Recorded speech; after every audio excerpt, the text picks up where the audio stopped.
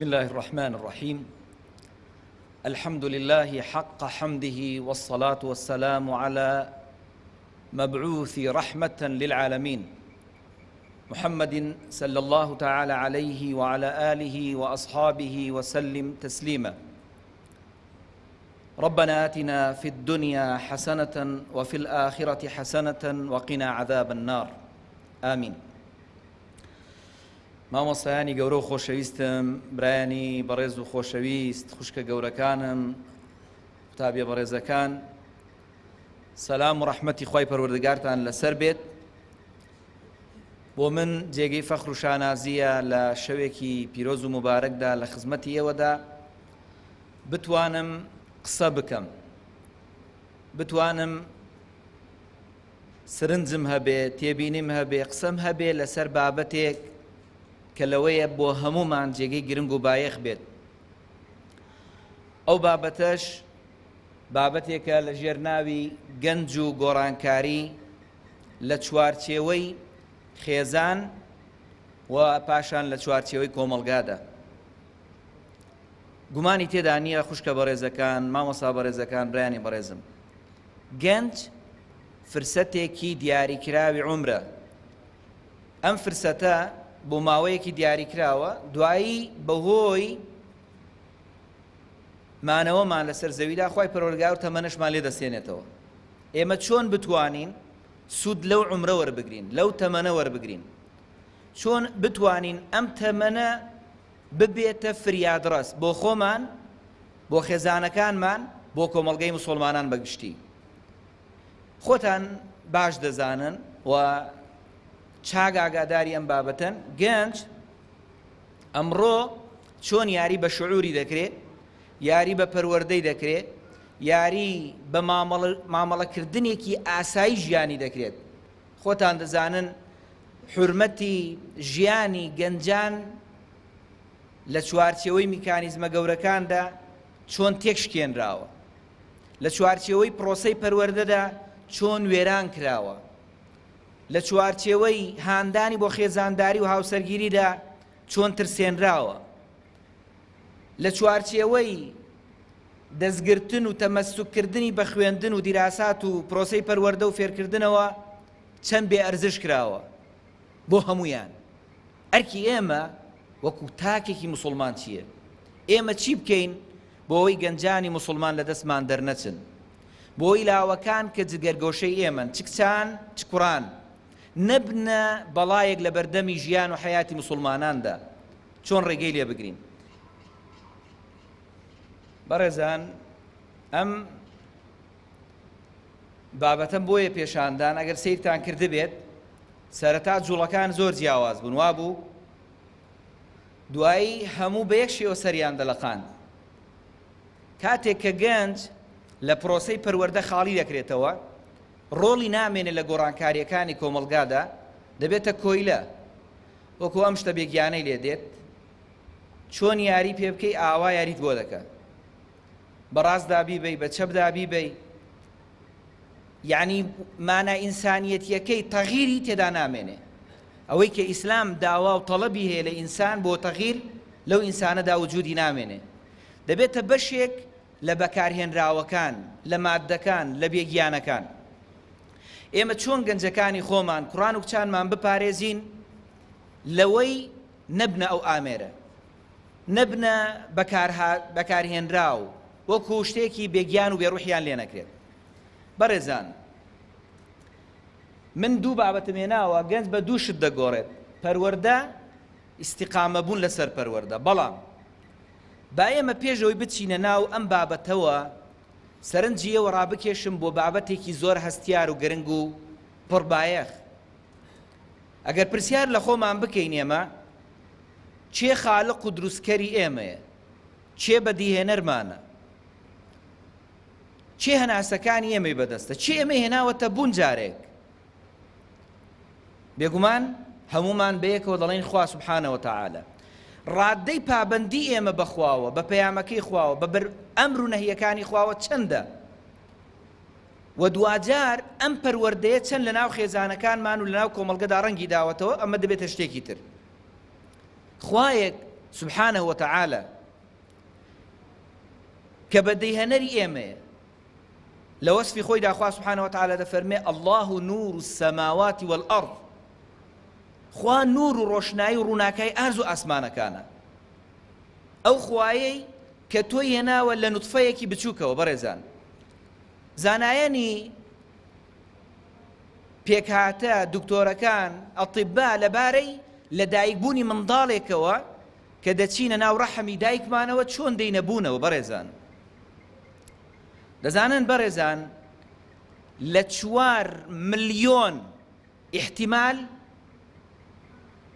لتشوار مليون احتمال خواي جورة فرستي بتو داوة ببيد يعني معرزة بيش بوني تو 4 مليون خشكو برايترت هبايا 4 مليون يعني اگر بي اما بكيشي ويكي بركاري يعني خواتوي هلب جاردوا يعني خواتوي دياري كردوا ببي هنده گرنگي هنده جي اهميتي او همو خلايا هموي كوتاي بيدي تنها قرار وبريار لسرتوية وامرك لسرتوية بويا خوشويستان ما وصيان خوش كانوا براني برزم كاتي انسان بمشي ويتيروانيني بو خوا دبي ان جاد زاني خوا چه سبحانه وتعالى ان جاد يناسيد دي برواتانها بهر كسي خوا بناسي سبحانه وتعالى ناتواني بأمري خوا بك ناتواني لأمركاني لا بدا بويا قترا ومن عرف نفسه فقد عرف ربه هر كسي خوي باجنا ناسيد باز نزانێت چۆن بەدیهاتوە بێگومان خوایەکەی خۆشی خاڵقەکەی خۆشی باش ناناسێت خۆشەویستان ئێمە هەر منداڵێکمان جگۆرگۆشەیەکمان دایک و باوکەکان چەند نرخی منداڵەکان دەزانن لەوانەیە دایک و باوکێک ئەگەر بڵێن نەخۆشیەک دێت منداڵەکەت دەباتەوە ئەگەر پێی بزانێ و دەستی هەبێ دەڵێ من بەرەوە بەس منداڵەکەمنە کام دایک و باوکە پێی خۆش نییە منداڵەکەی لە خۆی باڵای بەرزتر بێت وانە کەس نییە پێی خۆشە منداڵەکەی لە خوارخۆیەوە بێت هەر پێی خۆشە فەوق بێت قەت پێی خۆش نییە لە ڕووی کۆمەڵایەتیەوە لە ڕووی زانستیەوە لە ڕووی تواناکانەوە لە خوارخۆیەوە بێت ئللا تەنها هەموو کەسێک بۆ یەک کەس پێی خۆشە تەنها بۆ منداڵەکەی خۆی دەزانن بەڕێزان هەمومان پێمان خۆشە خۆمان بەسەر خەڵکەوە زاڵ بین تەنها پێمان خۆش نییە منداڵەکانمان لە خوارخۆمان بن دەی بەڕێزان ئەم منداڵە ئێستا لە دەستی تۆدایە کۆمەڵگە ئاراستەی دەکا خێزانەکانی تر ئاراستەی دەکەن کۆڵانەکان ئاراستەی دەکەن سۆشیال میدیا ئاراستەی دەکەن ڕۆڵی تۆ چییە بۆ ئەوەی ئەو منداڵی خۆت ئاراستە بکەیت کاتێکی ئینسان خوای ناسی کاتێکی ئینسان ورد بۆ لە دەسەڵاتی خوا سبحانه وتعالى ورد بۆ لەوەی کە چۆن دروستی کردووە چۆن بەدیهێناوە لقد خلقنا الإنسان في أحسن تقويم بەزای نادا منداڵەکەی وەچەکەی بەزای نادا ئەم جوانیە نادا دەستی خەڵکێکی بێسەرمایە نادا دەستی خەڵکێک کە ئەسڵەن دنیای بۆ خەڵکی پێنیە چ جای قیامەتی بۆ خەڵک پێ بێت ئەمە گرنگە کە تۆی مسلمان منی مسلمان ئیش بکەین لەسەر ئەمە بەڕێزان ئەم بابەتە بابەتی پەروەردە گومانی تێدا نییە پەروەردە وەکو مسلمان چاکتی دەگەین خەڵکی مسلمان باشتر لە پەروەردە تێدەگات وەکو خەڵکێک کە لە ئیسلامەوە دوور بێ یان لە دوورەوە سەیری ئیسلام بکە چونکە ئیسلام ئینسانی دروست کردەوە چونکە ئیسلام کۆمەڵگاکانی گۆڕیەوە چونکە ئیسلام ئینسانی بنیاد نایەوە ئینسانێکی ڕووخاو و تێکشکاوی کردە ئینسانێک کە خوا پێی بفەرمێ لەقەد خەلەقنا الئینسانە فی ئەحسەنی تەقویم دوو قەد دوو ینی لام و قەد هەردووکیان بۆ تەوکیدن بۆ تەحقیقن بۆ چەسپاندنی جوانی و چاکی و بەرزی و مەکانەتی ئینسانن لەقەد خەلەقنا الئینسانە فی ئەحسەنی تەقویم ئەحسەنیش بۆ خۆتان دەزانن کە یعنی لەو جوانتر و چاکتر و باشتر بەدی نهاتووە کاتێکی ئێمە سەیری ئەم پەروەردەیە دەکەین چۆن سەیری منداڵەکانمان دەکەین خۆشەویستان پەروەردە وەکو ئەم سەرەتا ڤیدیۆی پێشانمدا سەرلەقاندنێکە ئاوازێکە لە تەمەنێکی مەحدود و دیاری کراودا هەر کەسێک بێ منداڵەکەت بۆ خۆی دەبە تخوا من لێوە دەپرسم خۆشەویستان خوشکانی بەڕێز دایکان بە تایبەتەوە کە زۆرتر ئەرکی بەرپەروەردە لە ئەستۆتانە باوکانی بەڕێز مامۆسایان چەند شەپۆلی تەغییری فکری لە کۆمەڵگاکانی ئێمەدا لە ماوەی چەند ساڵی ڕابردوودا هاتووە منداڵەکانمان وەکو تووتی بە دویان کەوتون، وەک تووتی بوونە کۆیلەیان. دوایی گوتومانە وەڵڵی هیچی دەست ناکەوێت خۆ لەو خەڵکی مسلمان چی پێیە؟ چی لە باراندایە؟ کوا گۆڕانکاری بۆ خەڵکە فەقیر وەژارە دەکرێت؟ هەی ماڵوێران، تەمان ماڵوێران چییە و کەسێک کەوا بیر دەکاتەوە؟ ڕاوەستانی ئەو کۆمەڵگایە لە ئیلحاد و ئیفساد و خراپەکاری چێ کردوویەتی؟ چێ ڕایگرتووە؟ بووە بێمتمانین بەرامبەر بە ئیمان و پیادەکردنی پەروەردەی کۆمەڵگاکەی خۆمان. وەڵی سەیرە بۆ دەبێ ئینسانی مسلمان ئەوەندە بێمتمانە بێ بەرامبەر پەروەردەیەک کە ئینسانی دروست کردوێتەوە لە وڵاتەدا. چەند خۆشە کوڕەکەی تۆ قورئانی لەبەرە، فەرمودەی پێغەمبەری لەبەرە صلی الله علیه وسلم، مراقیبە، چاودێرە، دەرس دەڵێتەوە، مامۆستایە، پەروەردەکارە. بەڵام کوڕی خەڵکی تر چییە؟ تلیاخۆرە، عەرەقخۆرە، شەرابخۆرە، لە نادیە، لە کافتریایە، لە دیسکۆیە، لە حاشایەکی جەنابتان چێهە شوێنە ئینسان قیمەتی کەم دەبێتەوە، ئەم ئینسانە لەوێ دەبینرێ کامیان بەرزترە لە دنیادا کاکە لە قیامەت گەڕێن لە دنیادا. من لە درێژەی کار و چالاکی خۆمدا لە تەمەنی ئیشکردنی خۆمدا ڕۆژێکیان پیاوێکی دەستڕۆیشتوویە وڵاتە هاتە لام، گوتی مامۆستا، گوتم بەڵێ، گوتی ئەوە کوڕەکەم، گوتم بەڵێ، گوتی با تەسلیمی تۆ بێت. تەمانە من هەم جارێ بینیومە بە کەسێکی سەیر و سەمەرە بینیومە بەڕاستی، ترسێنەر، تۆخێنەر، ئامە.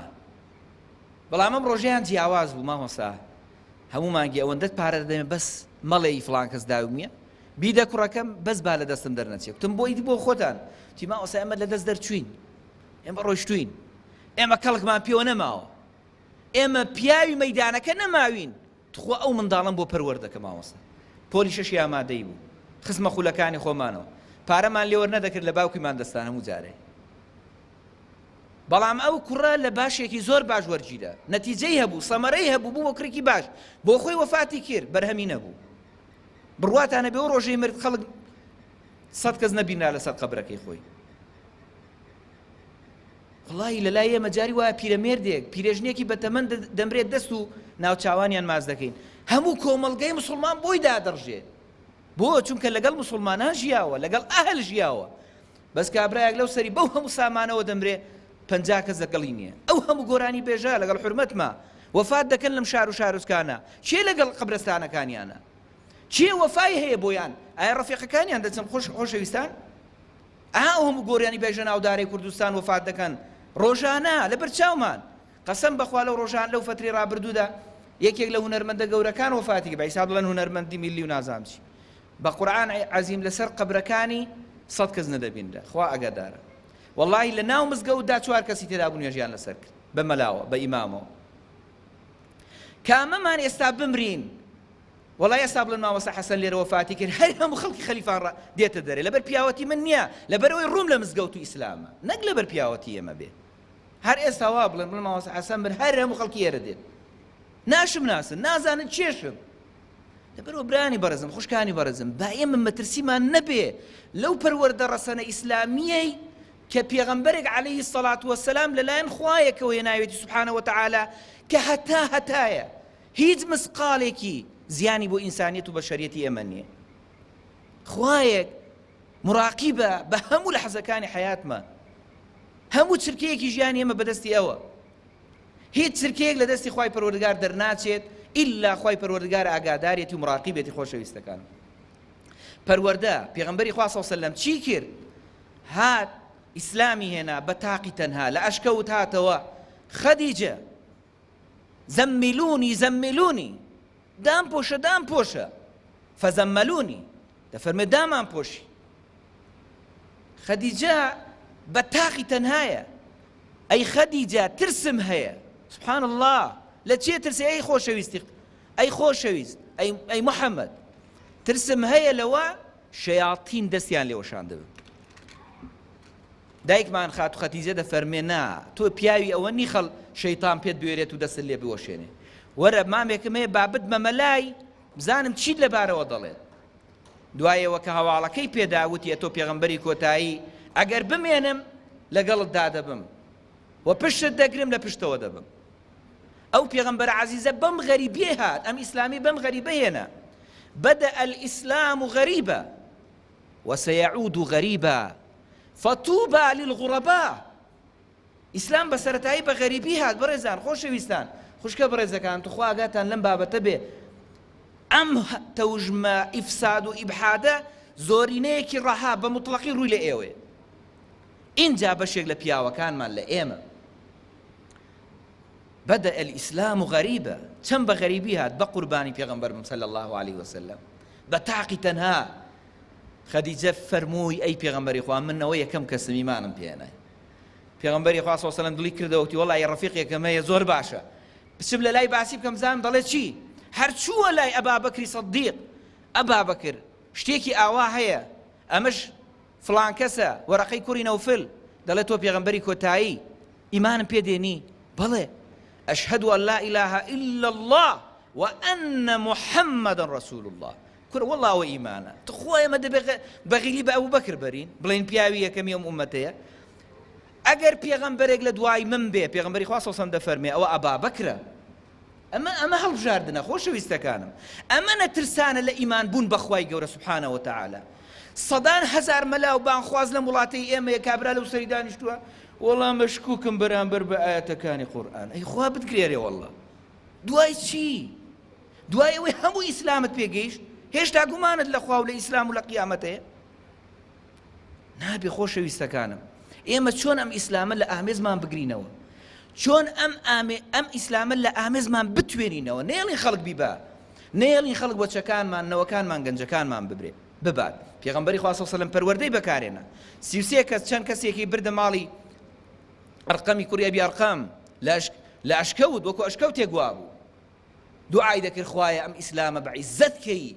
بە یەکێک لە دوو عومەرەکان دوعاکەی گیرا بوو ئەوەندە غەریب بوو پێغەمبەری خواه صلی الله علیه و سلم نەیدەوێرا لە دەرێژ باسی کە هێندە غەریب بوو خوایە ئەم ئیسلامە عەزیز کە بە یەکێک لە دوو عومەرەکان دوعاکەی گیرا بوو عومەری کوڕی خەتاب شمشێری بەدەستەوەیە ئافرەتێک دەیبینێ بۆ کوێ دەچی دەچم سەری محەممەد دەپەڕێنە دینێکی هێناوە سەر لە کۆمەڵگاتێک دەدا گوتی وەرە سەری ئەو مەپەڕێنە بڕۆ سەری زاواکە و خوشکەکەت بپەڕێنە اینجا بڕۆ بوو ئەو هیچم پێ نەکرا جگەلەوە پێم ناخۆش بوو بەس هیچم پێ نەگرا بۆ ئەوی بەرگری لە پێغەمبەری خوا بکەم صلی الله علیه و سلم بۆیە ناچار ئەو ڕێم پێشامدا دیارە حیکمەتی خوای گەورەی تێدا بووە بۆیە چووە ماڵی خوشکەکەی گوێی لێ بوو سوورەتی تەهایان دەخوێندەوە فەرموویەوە چی دەکەن هیچ ناکەین چی دەکەن هیچ ناکەین کەوتە لێدانیان چاکی لێدان دوایی خوشکەکەی پێی گوت براکەم ئارام بە هێ من بە ئەم پەیامەی بۆ پێغەمبەر هاتووە صلی الله علیه و سلم ئێمە ئیمانمان پێهێناوە بمان کوژە دوایی هێور بۆەوە گوتی شوێنی محەممەدم پێشان بدە تی پێشانن نادەم تی پێشانم بدە تی پێشانن نادەم گوتی ئیمانی پێدێنم پێشانم بدە تی کاکە دڵنیایی تی بەڵێ دڵم نەرم بووە ئیمانی پێدێنم دوایەوە کە خۆ دەشوات و خۆ خاوێن دەکاتەوە اینجا بەرەو ماڵی ئەرقەمی کوڕی ئەبی ئەرقەم دەڕوە لە کونی دەرگاکەوە سەیری دەکەن کەوا عومەری کوڕی خەتابە یەک کەس ناوێرە دەرگاکە لە عمر بکاتەوە دەزان خۆشەویستانم ئیسلام ئەوە بە غەریبی هاتووە ئێمە بە ملیۆنان مسلمانی تازە لەوە دەترسین بانگەوازی لا ئیلاهە ئیلا الله محەممەد ڕەسوڵ الله بە گوێی منداڵەکانی خۆشماندا بدەین وەڵڵا شەرمەزاریە خۆشەویستان بەخوا خەجاڵەتیە ئەی چ جوابی خوا بدەینەوە لە ڕۆژێکدا وآتیه یوم القیامەتی فەردا بە تاقی تەنایی دەچینەوە بەردەمی خۆشەویستان یەک شتمان لەگەڵ نییە نە دەسەڵات نە هێز نە مەسوولەکان نە ترس نە بیم نە ئاسایش نە هیچ وآتیه یوم القیامەتی فەردا بە تاقی تەنها لە بەردەمی خوا دەوەستێنرێ سبحانه وتعالى پێغەمبەری خوا صلی الله علیه و سلم خۆی چوە پێشەوە ئەی عومەر خێرت پێوەیە یان شەڕ بۆ ئیسلامە فەرمووی ئەی پێغەمبەری خوا صلی الله علیه و سلم هاتووم ئیمان بێنم هاتووم بم بە موسڵمان دەفەرمێ وەڵڵاهی گریانێک لە مەجلیسی سەحابیەکاندا ڕوویدا شتیوان نەبووە لە خۆشی موسڵمان بوونی عومەری کوڕی خەتاب لە قسەم بەخوای گەورە یەک فەرحانیەک بوو یەک خۆشیەک بوو پێغەمبەر صلی الله عليه وسلم لەگەڵ هاوڵەکانی تووشیان بوو شتی وا قەتە سەحابیەکان بە خۆیانەوە نەبینێ بوو. اینجا عومەری کوڕی خەتاب ڕووی کردە پێغەمبەری خوا صلی الله عليه وسلم، ئەی پێغەمبەری خوا ئایا ئێمە لەسەر حەق نین؟ فەرمووی بەڵێ. فەرمووی ئایا ئەی پێغەمبەری خوا بۆ ئێمە دینەکەی خۆمان ئیعلان نەکەین؟ بۆ ئێمە پەیامەکەی خۆمان بەگوێ خەڵکدا نەدەین، نەڵێین لا ئیلاهە ئیلا الله؟ پێغەمبەری خوا فەرمووی بێگومان ئەی عومەر ئێمە چاوەڕێی تۆمان دەکرد. اینجا تەکبیری الله ئەکبەر شاری مەکەی گرتەوە، اینجا قۆناغی 3 ساڵی نهێنی کۆتایی پێهات. اینجا ئیسلام بەم شێوە غەریبیە هاتە ناو موسڵمانانەوە. ئەم سەحابی عەزیزانە ئەم ئیسلامەیان بۆ ئێمە هێناوە. تخوا خۆشەویستان، ناکرێ ئێمە قیمەتی نەزانین، ناکرێ قیمەتی نەزانین، ناکرێ فیدای ئەم ئیسلامە نەبین. ئەم ئیسلام عەزیزە وەرن خۆشەویستان، ئیسلامی ئێمە چی بۆ هێناوین؟ پەروەردە، استقامة بون لسر پرورده. ام استقامي كبيغمبري خواص وسلم دي فرمو شيبتني هود واخواتها يا رسول الله لبرتشي بيغمبري خوا بير بوي مو كانت خريكه سبيده بن طبعا كان مويك بيج وفاتي بيغمبري خواص وسلم ريشي سبيبو ما شاء الله ريشي بيغمبري خوا ببردوامي رجبو كان مويك كان تعالى مويك لريشي سبيبو تا وفاتي وتیان ای پیغمبری خواه پیری بدم و چاوتو دیاره فرموی والله ام آیت منیان پیر کر شیبتنی هود و اخواتها ام آیتی که دفرمیم فاستقم کما امرت بردوام بلسر اوی امرت پیکراوه لا ندیلی نچی نجکام چوینی نچی روجو بچوینی نچی سمعو تا اخوانکی نچی ملبو ملهورکان شور بکی خوش ویستکانم اسلام عزیزه اسلام قوريه قبولناك مسلمان بعزت بيت قبولناك غير إخوة أمسر برزبر نزم بكريته أبو غير إخوة كل برابر إذا كانوا خوش كبر إذا كانوا شون دبي إنسان قاعد أم قناغي أم خواي كخالقي أم قردونير تويلة شوار مليون احتمال كردو إنسانك لسر أم زويا غير إخوة ملبو خلقك كذبكي كزور كم ترى لتو نزم ترى لتو قيمتي كم ترى لتو شون كلا لا إخوة قيمتي كم ترى تو قيمة الزورة تو بنرخي اي بيتان وايا سلعي خوا كالاي خوا اسان بي وابا اسان دركبه نبخوا باسان دزناكبه الا ان سلعه الله الغاليه الا ان سلعه الله الجنه والله بيتان وابي ام باش وابا اسان بدز بخوا محاله خوش يستكان بوي باغامان لپرورده ولا استقامو بردوامي كشكان مان وكركان مان بيت خوش يستان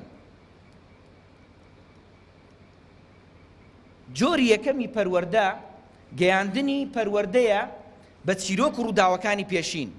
ئەگەر زۆر درێژ نەبێتەوە بابەتەکەم دووسێ هەڵوێستە دەکەم لەسەر قیسەسە قورئانیەکان. خوای پەروەردگار لە قورئاندا دەفەرمێ لقد كان في قصصهم عبرة لأولي الأبصار يعني لأولي الألباب بهردوك شێوەکەی هاتووە. ئەم قیسەسانەی کە یەک لەسەر 3 قورئان پێک دەهێنن بۆ پند و ئامۆژگارین خۆشەویستەکانم. دەزانن خوشکە بەڕێزەکان دایکەکان مامۆستایانی بەڕێز برایان هەموو ئەو قیسەسە قورئانیانە خەریکە یەک بە یەک دووبارە دەبنەوە یەک بە یەک زنجیرە دووبارە دەبنەوە بۆ چونکە ئێمەی موسڵمانان خەریکە دەست لە زنجیرەکانی ئیسلام بەردەدەین شلی دەکەینەوە خەریکە پابەند نامێنین بە ئەساسیاتەوە خۆشەویستەکانم سیرکەن گەلی نوح ئەوانە بوون کە بتپەرستی و ئیلحاد و بێئەمری خوای گەورەیان داهێنا خوای گەورە چی لێکردن خوای پەروەردگار تووشی عەزابێکی کردن ئەو عەزابە وێنەی نەبووە لە جیهاندا ئێستا فەیەزاناتی وا دێ لە دنیادا بۆ معلوماتان بڕواتان هەبێ هەمان فەیەزاناتی سەردەمی نوحە بەس شتە فریاکەورەکان زۆرن وەڵڵاهی تسۆنامی وا ڕوودەدا لە جیهاندا کاکە ئەو تسۆنامەی مالیزیاتان بیر ماوە ئەوەی ئەندەنوسیا بەڵێ عەفوەن زیاتر لە 200,000 ئینسان بەماوەی 1 سەعات تێدا چوو 200,000 زۆر کۆن نییە یەخۆ سەردەمی نوحیش ئەوەندە خەڵک تێدا نەچووە خۆشەویستەکان لەبەرەوەی ئاگاتان لێبێن هەمان زنجیرە دووبارە دەبنەوە بەس خۆمان لە غەفڵەت دەدەین عیبرەتەن لئولی الئەلباب ئەم قیسەسانە بۆ پندن بۆ عیبرەتن بە ئاگامان لە گەنجەکانمان بێت تووشی لادان نەبن چونکە سەبەبی فیتنەی کۆمەڵگاکانن گەلی لووت من یەک شت لێو دەپرسم تا ئێستا یەک کەستان بینیوە ناوی پێغەمبەر لووتی لە خۆ نابێت کە پێغەمبەرێکی خۆشەویستە پێغەمبەرێکی بەڕێزە پێغەمبەرێکی سەردارە یەکێکە لە پێغەمبەرە بەڕێزەکانی خوای گەورە کەستان بینیوە ناوی لووت بێت تەنانەت پێغەمبەرەکە عەلەیهی سەڵاتو وەسەلام بەو عەزیزیە خۆیەوە خەڵک ناوێر ناوی لە خۆ بنێ لووت. سوبحان الله. دەزانن بۆ؟ چونکە سیفەتێکی قەومەکەی هێندە سیفەتێکی دەغەڵ و ناشیرن بوو خەڵکێک ناوێر ئەمڕۆ ناو لە خۆ بنێ لووت لە کاتێکدا پێغەمبەرێکی هەڵبژاردەی خوای پەروەردگار بووە. دەزانن؟ خۆشەویستان، ئەم لووتە گەلەکەی چیان کرد؟ گەلەکەی بۆ لای فەسادی چوون، بۆ داوێن پیسی چوون، بۆ هاوڕەگاز بازی چوون، ئەوەی کە ئێستا کۆمەڵێک دەغەڵی نابوت، کۆمەڵە خەڵکی ئارەزوو باز بە بەرنامەیەکی عالەمی مدەڕەج پەروەردە تەدمیر ئیش لەسەر تەدمیرکردنی ئەخلاقی گەنجەکانمان دەکا لە قورئان و کچان. خۆشەویستەکانم، وەڵڵاهی لەو مەشهەدەوە من پێتان دەڵێم خوایە شایەت بن کە من ئەوەم گەیان ئەو تەوژمەی کە ئێستا لەسەر ئەم حاڵەتە هەیە لەسەر گەنجاندا مەترسیدارترین حاڵەتە و بە زۆریش ئیشی لەسەر دەکرێت و ڕێکخراوی سەدان ڕێکخراوی نهێنی ئیشی لەسەر دەکات بۆ بڵاوکردنەوە و ئیدراس پێکردنی ئەم جۆرە ئیشە لەناو گەنجانماندا، لەناو داخیلیەکان، لە زانکۆکان، لە شوێنی مانەوەیان، لەناو قورئان و کچاندا. خوا شایەتە. باشە؟ لەبەرەوە ئاگادار بن. اللهم فاشهد، خوایە شایەت بە. اللهم هل بلغتنی، خوایە من گەیاندم. ئاگادار من بابەتە زۆر مەترسیدارە، زۆر مەترسیدارە ئەو قەومەی کە خوای پەروەردگار وەکو بەردی لێکردن، هاپڕون بە هاپڕونی کردن. لە فەرموودا لە ئەسەردا هاتووە کە جبریل لە ڕقان دەستی بە زەوی داداوە هەر بەرز بوونەوە بۆ ئاسمان و اینجا هاتوونەوە خوارێ هێندە خوای گەورە غەزەبی لێگرتووە. ئەو گەلەی کە بەم شێوەیەمانەوە مەشهەدەکەیان. خۆشەویستەکان، گەلی عاد یەکێکە لە گەلە هەرە گەورەکان لەسەر زەویدا. ئەم گەلەی کە بە هیچ شێوەیەک ئامۆژگاریان وەرنەدەگرت بەهێزترین گەلی سەرزەوی بوون. خۆشەویستان، دەزانن هەندێک لە ئەسەردا هاتووە باز دەکا کە قەبارەکەیان 500 دانە زیراع بوو مامۆسایە. 500 زیراع. سبحان الله. هەندێک دەڵێن بچووکترین کەسیان، ینی باڵاکوورترینیان، ینی قەزەمەکەیان دەزان چەند بووە؟ 145 زیراع بووە. 145 زیراع. ئەمە لاشەیەکە خۆشەویستەکان، ئەمە لاشەیەکە. قەبارەی ئەم پیاوە 40 دانە مەترە، 40 مەترە، 40 مەترە قەبارەکەی. ئەمە توانیوێتی تاوێر لا ئێمە پێی دەڵێن تاوێر بەردی گەورە هەڵبگرێ، ئاوا هەڵی بگرێ هیچ، بەڵام ئاوا بیهاوێ. سبحان الله. بەڵام کوامانیان ئەم کە لە سەرەتان بینیوە خۆشەویستەکانم، ئەوە مرۆڤێکە خەریکی تعدیل و تعمیریەتی و دەرهێنانەوەیەتی، ئەوەش مرۆڤێکە. دەزانن ئەمە هەردووکیان هەڵبگرە بە قەشەویلگەی نابن، بە قەشەویلگەی نابن. خۆشەویستەکانم، کوا ئەسەریان عیبرەتەن لئولی الئەلباب. ئەمانە بتپەرستی فەسادی خراپەکاریان بڵاو کردەوە کە خەڵکێک ئێستا بە بەرنامە بتپەرستی بڵاو دەکاتەوە، ئیدراجی پێدەدا، بازاری بۆ خۆش دەکات و هۆڵ و شەقام و ژوور و چی بۆ دروست دەکات بۆ ئەوەی خوای گەورە نەپەرسترێت لە جیاتی خوا، شیتر بپەرستی و داروپەرد و سەنەمی تر بپەرستێت. گەلی فەمود خوا موعجیزەیەکی گەورەی بۆ کردن، عشترێکی بۆ ناردن بۆ پێغەمبەر صالح صلی الله علیه الصلاة والسلام. لەو بەردە عشترێکی گەورە و جوان و خاوەن شیر و بەرەکەت هاتە دەرەوە. دوایی خوای گەورە ئەمری پێکرد بە گەلەکەی کە ئەم عشترە نەکوژن، بیپارێزن. ئەوەندە فەساد و خراپەکار بوون چون 9 نەفەریان هاتن بۆ ئەوەی لە صالحی ون بکەن، هەر 9 نەفەرەکە بەدزی عشترەکەیان کوشت. خوای پەروەردگار ئەم دەسەڵاتیانە بۆ خۆشەویستەکان. خانوویان دروست کردووە، باڵای خانووەکە شاخێک بووە، یەک شاخ، یەک جەبەلێکی وەکو ئەم جەبەلی کۆڕەکە بووە، دایان تاشیوە. سبحان الله. ئەم شاخانەیان داتاشیوە، ماڵەکانیانن، ئەوە شاخە کردویان نەخانوو، بەڵام کوا ئەسەواریان، کوا شوێنیان. عیبرەتەن لئولی الئەلباب، بۆ پند و عیبرەتن خۆشەویستەکانم بە ئاگامان لێیان بێت. جۆری دووەم ئیستیقامەیە، ئیستیقامە لەسەر تەوبە، لەسەر گەڕانەوە بۆ لای خوا، لەسەر پابەندی بە ڕێبازی پێغەمبەری خوا صلی الله علیه وسلم، لەسەر پابەندی بە پەروەردەی پێغەمبەری خوا صلی الله علیه وسلم، لەسەر دروستکردنەوەی ئینسانانێک کە جگە لە پەروەردەی ئیسلام و جگە لە پابەندیان بە ئیسلام و هیچی تریان قوبوڵ نییە و ڕازی نابن بە هیچی تر. خۆشەویستەکان، ئەگەر برایەک کاک زیرەک هەستا ئەو ڤیدیۆ لێ بدە، یەک کلیکێکی لەسەر کە چی هەڵدەسێت چێ دەزانێت. خوای پەروەردگار لە قورئان دەفەرمێ كنتم خير أمة أخرجت للناس تأمرون بالمعروف وتنهون عن المنكر.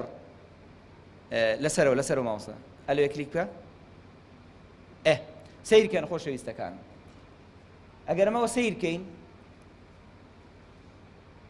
ئیسلام خەیرە بۆیە هاتووە مرۆڤایەتی ڕزگار بکە بۆیە هاتووە تەنها بۆ خۆی نەژیە ئێمە نابێت کەسانێکی ئەنانی بین تەنها چاومان لە خۆشیاندنی خۆمانەوە بێت دەبێ خۆمان بکەینە قوربانی هەموو خەڵک ڕزگار بکەین ئێمە نابێ ئەنانی بین پێغەمبەرەکەمان عەلەیهی سەڵات وەسەلام هەموو قوربانیەکی داوە لە پێناوی ئەوەدا کە ئەم ئایەتە تەطبیق بکا کە خوا دەفەرمێ كنتم خەیرە ئومەتین ئوخرجت للناس تأمرون بالمعروف وتنهون عن المنكر بۆیە بەڕاستی خۆشەویستان ئەم دوو بابەتە زۆر گرنگن تأمرون بالمعروف وتنهون عن المنكر ئەمر بە چاکە بکەین هەمیشە بڵین چاکە چاکە چاکە خراپە خراپە خراپە و ڕێگری لێ بکەین هەتا بۆمان بکرێ لە ئاخیر حاڵەتیشدا ئەوە بێکە لە ناخی ئێمەدا جێگەی نەبێتەوە پێمان ناخۆش بێت کەوەش ئەضعف الئیمانە طبعا سەی کۆتاییم خۆشەویستان لە خزمەتاندا گەڕانەوە بۆ خواپەرستی گرنگیدانە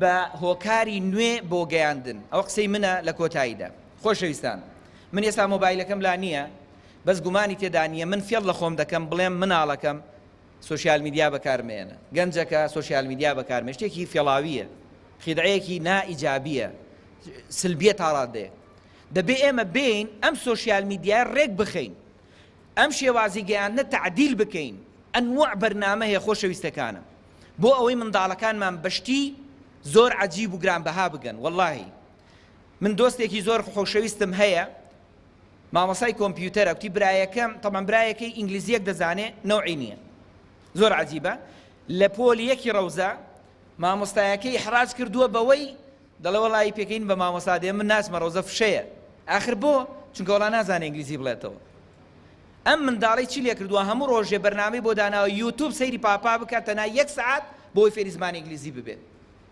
ئێستا ئەو منداڵە پۆلی سێیە ئەم ساڵ مامۆستاکانی قوتابخانەکەی بەدایک و باوکیان گوتۆ گەورەترین مەترسیمان لەو منداڵی لە گوتنەوەی وانەکانە چونکە ئێمە وەکو ئەو نازانین زمانێک دەزانێ خودی بەریتانیەکان بەکاری دێنن نەک ئەو زمانێک کە ئێمە بە خواروخێتی بەکاری دێنین خۆشەویستەکانم ئەم سۆشیال میدیا دەکرێت بە سوود بەکاری بین بۆ خزمەتی منداڵەکانمان منداڵ هەیە پێتان بڵێم خوا ئاگادارە منداڵ هەیە لە ڕێی ئەنتەرنێت و سۆشیال میدیاوە هەموو قورئانی پیرۆزی لەبەر کردووە دەزانن هەموو قورئانی پیرۆزی لەبەر کردووە لەم وڵاتی خۆمان خەڵک هەیە بە منداڵەکانی لە ڕێگەی ڕێخستنی بەرنامەکانی یوتیوبەوە بۆتە بانخواز منداڵەکەی هێشتا کانە تەمەنی 10 ساڵ نییە هێشتا تەمەنی 10 ساڵ نییە منداڵەکەی بۆتە بانخواز تەنها لە ڕێگەی گوێگرتن لە داعیەکانی ئەم وڵاتەوە ئەمە خەونی چەندەمانە ئی هەمومانە کە منداڵەکەمان گەنجەکەمان کە گەورە بوو ببێتە داعیەک ببێتە بانخوازێ قسە بۆ خەڵک بکاوە خەڵک ڕێنمونی کا بۆ سەر ئیسلام لە کۆتایی قسەکانمدا یەک چیرۆکێکتان بۆ دێنمەوە ئەگەر ماندوو نەبوون ماندوو نەبوون خۆشەویستان شەڵا ماندوو نەبوون ئەم چیرۆکە چیرۆکێکی واقعیە یەکێک لە قیادەکانی سەربازی سەدام ڕژێمی سەدام بڵین پلاندا حکومەتی عێراقی پلان دادەنێ بۆی لەو بازیانەی خۆمان بدا بازیان هەمووتان دەزانن وایە ئەو بازیانی لای سلێمانی بۆی چیمیایی لێ بدا کە دێت سیر دەکاوە کۆمەڵی خەڵک خەریکی مەکتەبە هەندێک خەریکی شوڵ و ئیش و کشت و کاڵە هەندێک خەریکی کرێکاریە هەندێک خەڵک فڕشوردنە ئافرەتان خەریکی ئاوهێنانن هەر یەکی خەریکی شێکی ئاساییە ئەخرم بۆ چیمیایی لەم خەڵکە بدەم بۆیە ڕێک دەگەڕێتەوە بۆ بەغدا و مەتاڕی بەغدا لەوێ دوایەوە دەیگرن حکمیگرتنی بەسەردا دەدەن دەیخەنە ناو زیندانێکەوە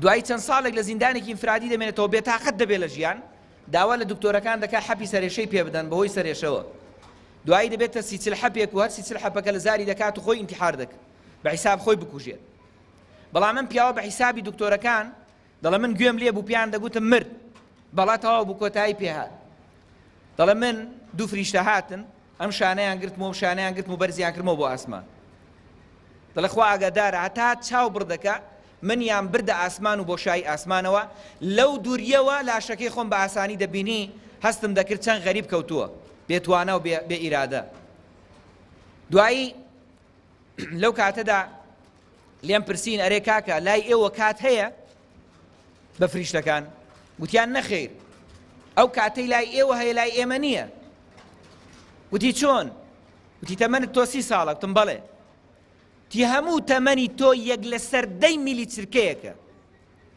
یەک لە سەردەی میلی چرکەیەکە. سوبحان الله، هەموو تەمەنی تۆ یەک لە سەردەی میلی چرکەیەکە. دوایی دەڵێ لە ناکاو فریشتەیە کات ئێچێک کات لە ئاسمانە وتی کاکە ئەوەی بژێڕنەوە میوانی ئێمە نییە، ئەم شەو دە میوانی ترمان هەیە ئەوە حەو نییە بیجێڕنەوەەوە. دەڵێ گوتم میوانەکان چێن؟ گوتی عەبدولکەریم عەلی حەسەن مەجید و ئەو عەبدولکەریم قاسم و ئەمانن هاوڕێکانی هاوانی کە دوایی سەدام کوشتنی و ئینقلابی بەسەردا کردن.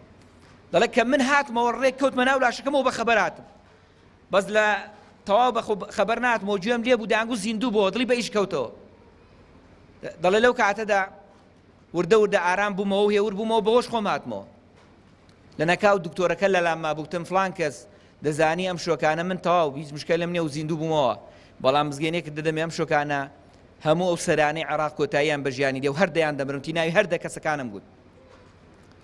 وەرەوتی بڕۆ بابووی وڕێنە دەکەی ها دوای چاکبوونەوەی لە نەخۆشی وڕێنە دەکەی.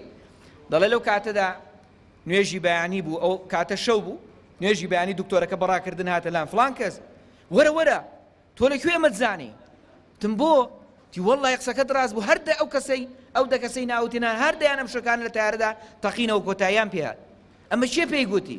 تی نەوێران بیڵێم. تەمان ئەمە لە کەناڵێکی فەزای عالەمیدا بۆ خۆی دەیڵێت وە لە چەندین کەناڵدا بڵاو کراوەتەوە لە یوتیوب لێی بگەڕێن کە چۆن باسی ئەم مەشهەدە دەکا. خۆشەویستان ئەم قیسەسەم بۆ گێڕایەوە ئەوەندە تام پێ دەڵێم وەڵڵاهی خۆشەویستان ئەو تەمەنەی ئێمە زۆر پێی دەنازین چەند چرکەیەکە، چەند چرکەیەکە. وەڵڵاهی یەک ئاوردانەوەی کە خۆشەویستان دەڕوا ڕاستە من ئێستا خۆم قۆز کردووە ئەرێ چەند لەمێژ بوو دەگەڕاین بەیەکەوە قاتی کوردیم لەبەر بووە بوو. تم وەڵڵاهی خۆشەویستان با خۆ بگۆڕم لەوانەیە جوانتر بێت جلێکی نوێترم لەبەر بێ ئەو قاتانم لەبەر کرد. وەڵڵا زۆر بە خۆمان دەنازین، بەڵام ڕۆژێک دەبینە خۆراکی ئەم خاکە کە قیمەتی نازانی، ئەو خاکەی کە گەنج و پیر نازانێ. خۆشەویستان بە ئەو گەنجانە بۆ ئامادەکەین، بە ئەو گەنجانە ئامادە بکەین لە مردن نەترسن، تەنها لە خوا بترسن. أقول قولي هذا وأستغفر الله لي ولكم والسلام عليكم ورحمة الله تعالى وبركاته. قرنما زاكن سرمي شاندن خواهي قرب هذا بخير تام داتهم.